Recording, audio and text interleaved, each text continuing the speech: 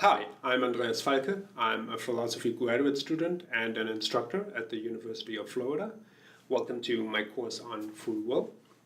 To give you a little bit of a taste what this course will be about, let me confront you with a puzzle. Most people believe that they have free will. If they went to the beach, for example, they typically think that it was their choice to go. They furthermore tend to think that, in some important sense, that choice was up to them. That is, they could have chosen not to go. However, it is quite unclear how this view of ourselves as free agents that act on choices that we make matches our scientific worldviews. According to one scientific worldview, everything in the world is determined. Given any state of the universe in the past, plus all the laws of nature, every subsequent state of the universe occurs necessarily. But since our actions are part of the physical world, it then seems as if at no point we can choose or act other than we actually do. But how then can we hold people morally responsible for what they could have never done otherwise? According to another scientific worldview, the world is indeterministic. But if this is true, it seems as if our actions are strangely disconnected from our beliefs, desires, intentions, and wishes, things we normally refer to as reasons or causes of our actions. Because now these actions are the result of random events over which we have no control. So we might be free in some sense because our choices and actions are not determined, and yet again, we are not free in the sense required for moral responsibility, because how can you be morally responsible for an action that is the result of a random event over which we have no control? It seems regardless of whether or not the world is deterministic, there's trouble for this view that we have of ourselves as free and moral agents. Either something went quite wrong in this train of thought that I just sketched, or many of our attitudes that we have about ourselves or about other people are unjustified. Maybe we're just confused about human agency and about our social practices, which include morally blaming and praising other people. If this leaves you puzzled, or maybe even intrigued, taking this course is a great idea.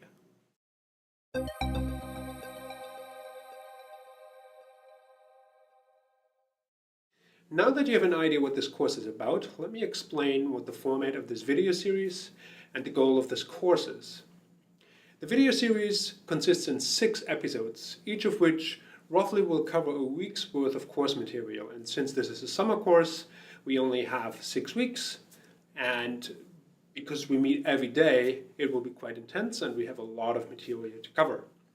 Here's a schedule both for the videos and for the weeks. If you've never heard of these terms or of these people before, that's fine, because by the end of these videos and the course, you will know all of these.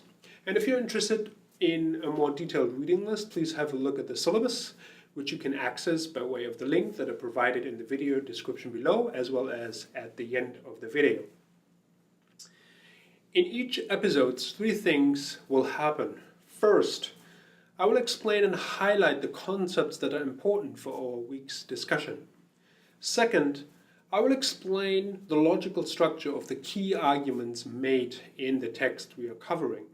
And third, I will explain some of the criticism that has been launched against these arguments, so that by the end of these 6 weeks and these 6 videos, you should have a pretty good idea what the free will debate looks like and what it is about. When you watch these videos, please keep 3 things in mind. First, the videos are not substitutes for the readings. If you're serious about studying this, you have to do the readings. Second, the videos are part of a course, and within that course, they are meant to allow for more class discussion and for more fruitful exchange.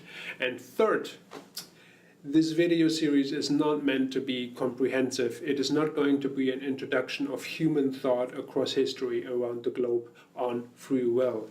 We are going to focus on a very particular debate.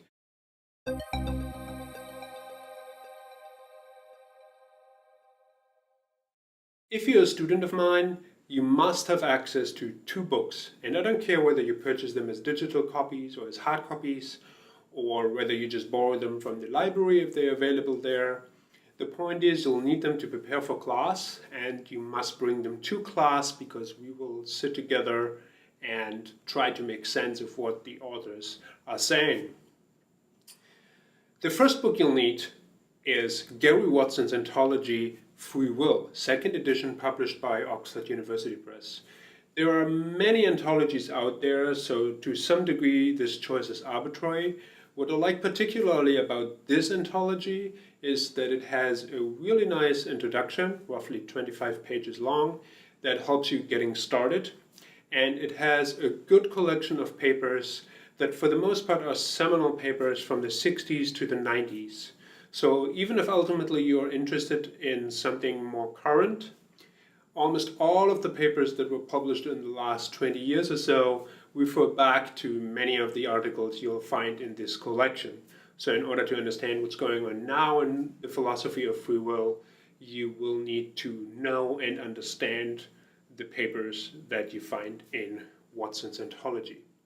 The problem with anthologies like Watson's is that because they contain so many different authors being interested in various arguments and different theories, it can be easy to lose track of where in the scheme of things we are and what the bigger picture is. And even though I, as an instructor, will do my best to provide that bigger picture, there still is the chance that you might get lost once in a while.